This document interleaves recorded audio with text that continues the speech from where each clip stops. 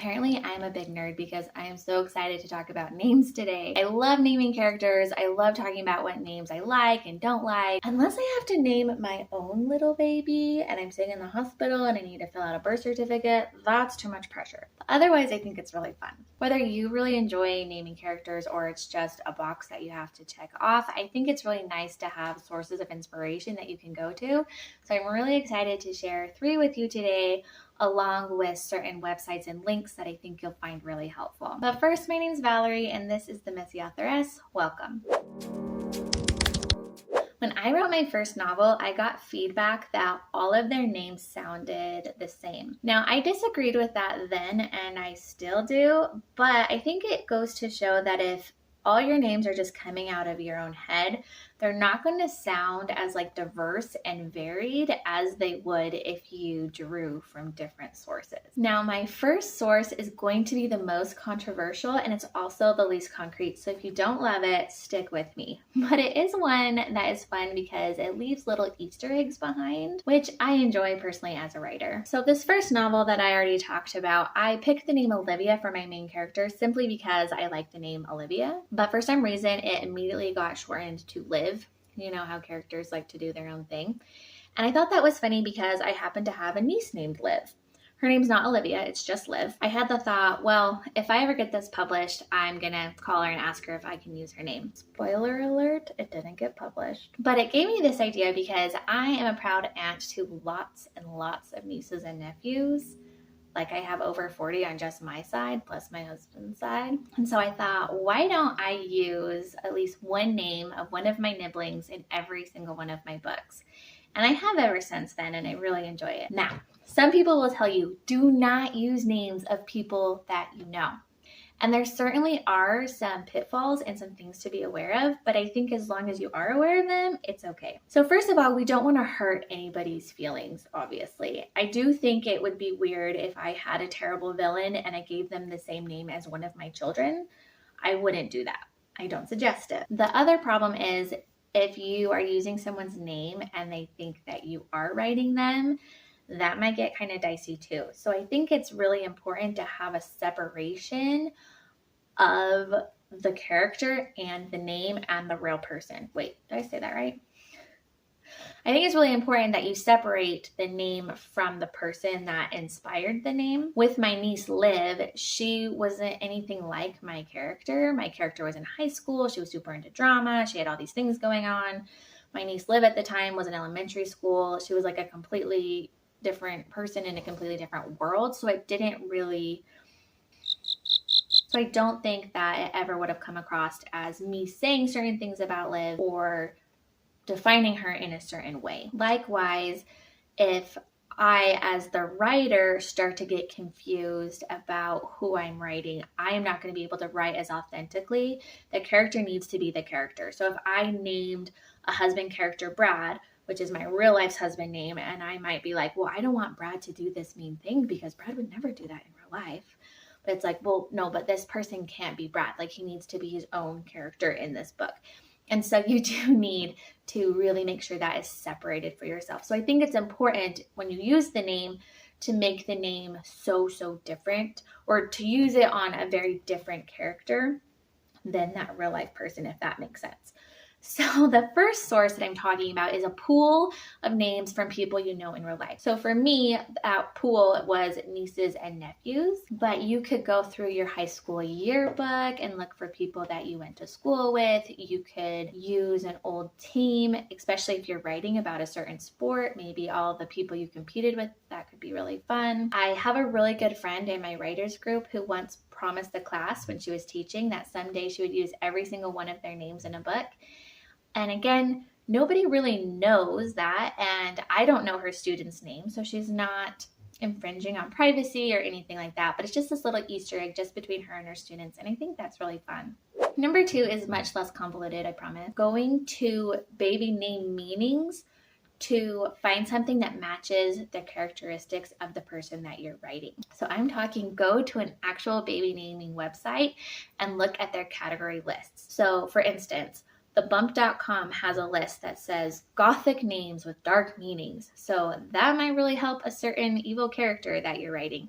Or there's cowboy or cowgirl names. There's all of these meanings. So if you are thinking of a character and you know that they're a certain way, you can think about that characteristic or that thing about them that you want to highlight and then go search for a name that matches that. Again, the reader will never really know, but it's kind of a fun Easter egg for you as the writer. So again, specifically looking at their category lists and their like meaning lists. So you can look at colors, you can look at nature names, you can look at names that mean like bad things. Like they're all there. And I will link a bunch of them below.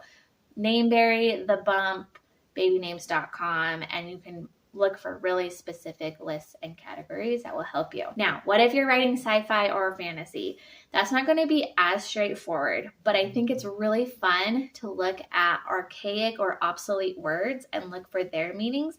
And then you can change that word a little bit to make it sound more like a name, like you can feminize it, or you can kind of add something that makes it sound like a name, but you know the word that it came from originally. I actually have done this in one of my manuscripts. I somehow came across this word I had never heard before, and it means something like devious. And this character has a secret. So I used that word and I changed it up a little to sound like this name in my fantasy setting.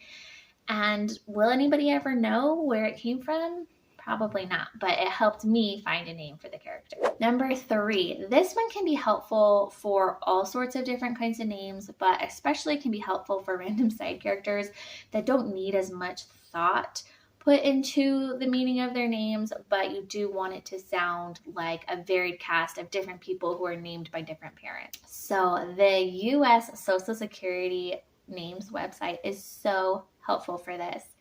You can see what names are popular, what names are not. So if there's a kid who's really preppy and part of the in crowd, you might decide to go to one of the more popular names.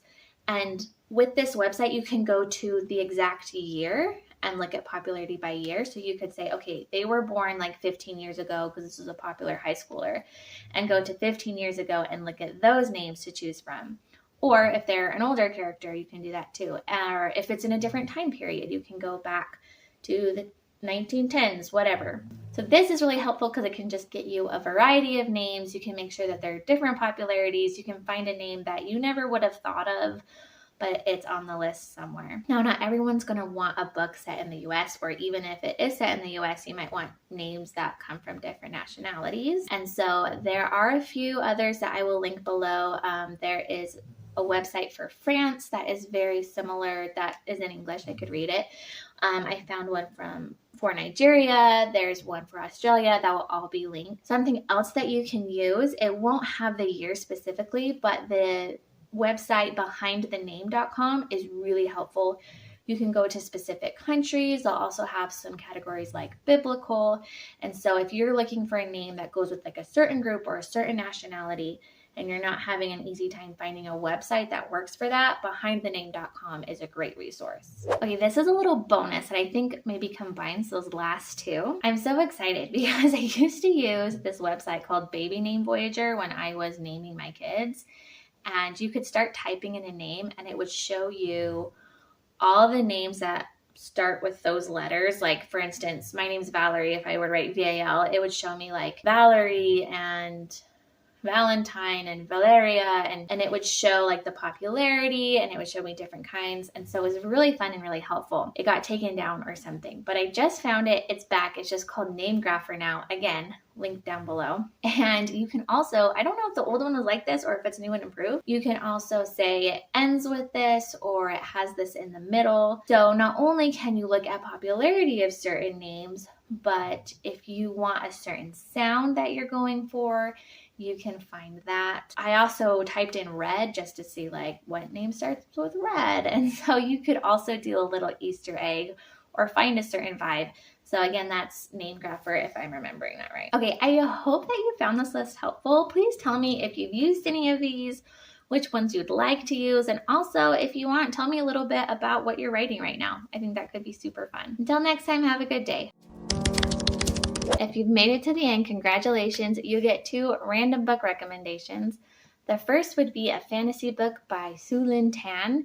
It is inspired by Chinese mythology, and I loved it.